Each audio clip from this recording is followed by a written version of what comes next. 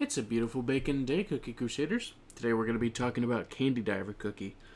So, the 15-second cooldown. While wandering the depths of the Duskmoon Sea, Candy Diver has become immune to enemy attacks and attaining the Safeguard ability, so cannot be targeted whatsoever. Regular attack defense reduction of 7.5% for 10 seconds. Stacks up to 2 times. So, when the regular attack happens, for 10 seconds, you can get up to 15% defense reduction. Now, since it is a regular attack, they have to be within range, so that means that the front line is going to be receiving this first. Then, regular attack damage boost of 5% for 10 seconds, stacks up to 2 times. So, Eclair will be giving a bigger damage boost, like with weakness, where Candy Diver will be giving 10%, yet again, within range, so it's usually going to be the front line first. A super success rate is 10% plus amplified buff. Failed super success carryover rate of 15%. So if you fail, it continues to get bigger, so you will get a guaranteed in time. Then, in addition, regular relic HP healing at a level 70 skill is 80%. So no matter what, you will be doing 80% of your attack as healing through regular attacks. The Siren Statue, if you get that, is going to be an amplify buff of 15% for 10 seconds. The Pirate Sword is going to be an attack of 10% for 10 seconds. The Anchor is going to be a defense of 15% for 10 seconds. And then if you get the super success, you get the rare relic Black Pearl Shell, which will give healing of 20.1% every 1 second for 7 seconds, so 140% healing. Amplified buff of 15% for 10 seconds. Attack of 25% for 10 seconds. So the only thing that the rare relic does not give you is a defense boost, like the Anchor. So, I've been experimenting with this, and though we all thought that the candy toppings were going to be the best, so far they are not necessarily proving to be that way.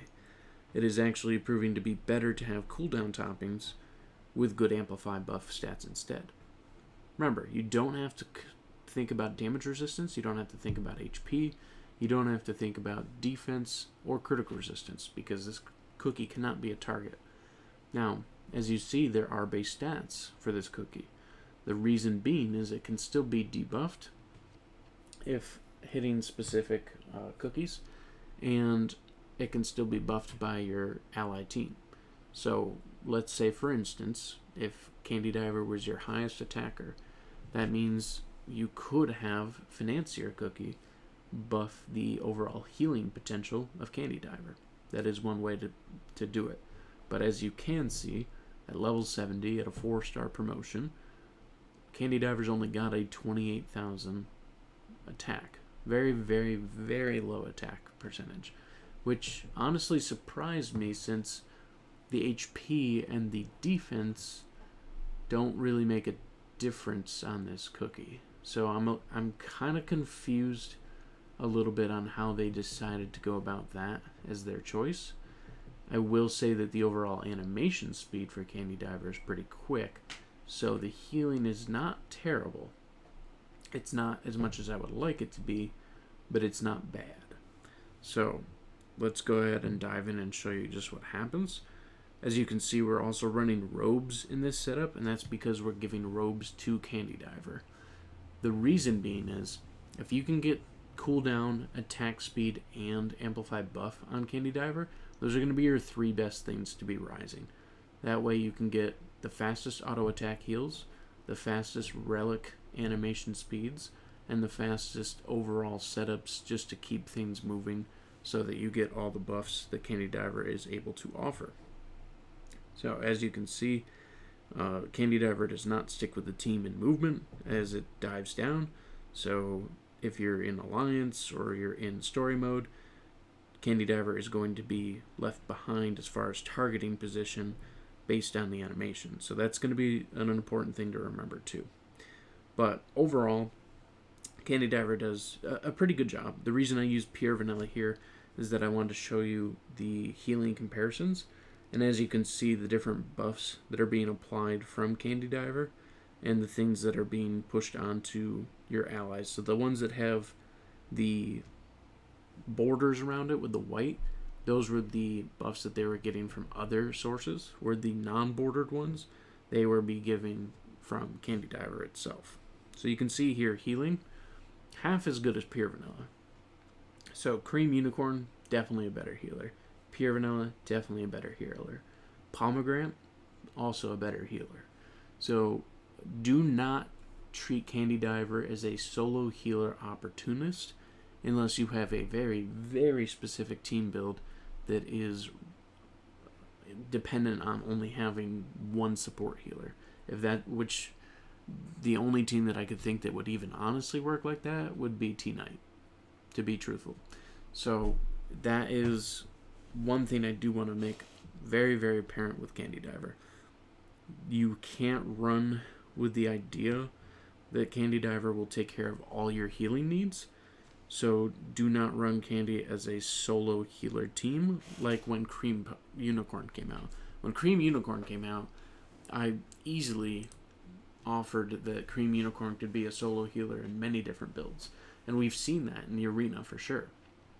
Now, Candy Diver doesn't seem to be bad, but it's definitely unique because you're giving away one cookie for essentially a fourth epic treasure, because you're getting buffs and different things that you can apply to your cookies thanks to the skills. So the real question is, do you want to be running as high as amp buff stats to get the amp buff attack and the healing?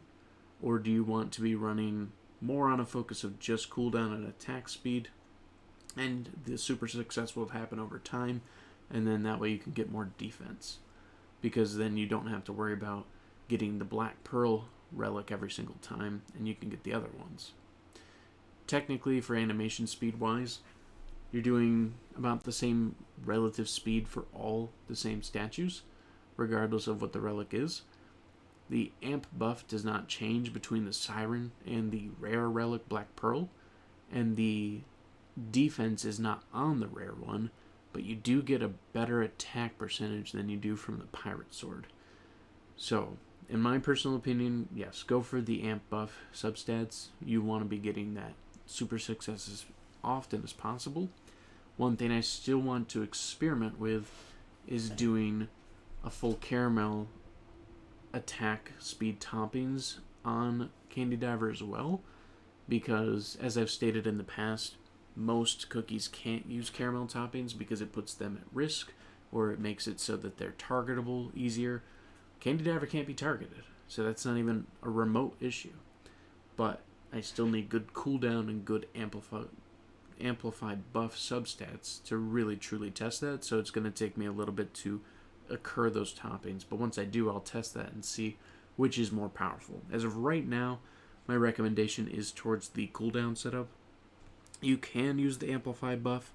It wasn't that it wasn't working, it just didn't seem to be working nearly as good as the cooldowns. And the real reason is you running the amplified buff toppings gets you a higher chance of super success, yes, which means that if you can get it to activate, you'll probably get better buffs on your team. Yes, that's true.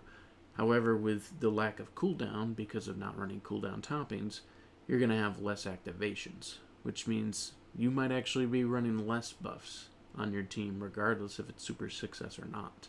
So, that is the reason I'm running cooldowns for now.